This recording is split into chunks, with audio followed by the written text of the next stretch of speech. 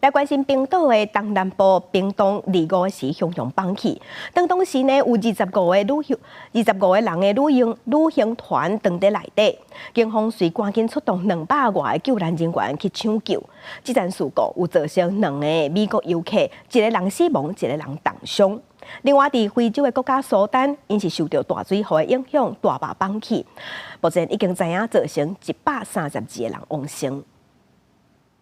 200外救援人员是轮班，敢若用手在乌冰，救护车是伫边仔在待命。冰岛东南部的布雷亚困梅尔冰川迄边的冰洞，伫25下晡3点左右忽然间放落来。迄当阵拄好有25个人组成的旅行团伫冰川下骹咧探索冰洞，因为是一时熊熊放落去，游客根本都袂赴走。当地警长讲，事发现场的地势是弯弯曲曲，救援人员敢若会当坐直升机来出入。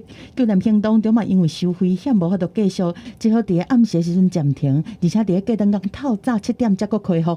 这场事故是造成2个美国游客互落落来冰陷着，其中一个当场死亡，另外一个是重伤送病院。Erfitt að koma að tækjum þarna. Björgunarstörf eru náttúrulega bara meira og minna gerð að handafli og ísgröftur og ísbrot allt gert með handafli. Þannig að þetta mjög erfiðar aðstæður.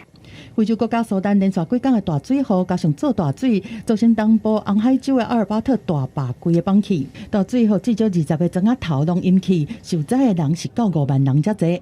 当地媒体讲，大水雨破坏主要的光纤电缆，造成遮侪所在的通讯拢断去，一寡居民只好走去较悬的山区在等救援。苏丹经过16个月的内战，基础建设根本就无法度做，水坝、车路和桥拢互破坏，长期嘛无修理。这摆的大水雨是比往年搁较早，一阵一阵的水崩山，互北部、东部至少有10个州拢受到影响。加上战争爆发了后，一大堆无厝头转去的居民走去洪灾的地区。按算今年洪灾的冲击会搁较严重，到目前为止已经有132个人过往啊。公司新闻新闻部编译。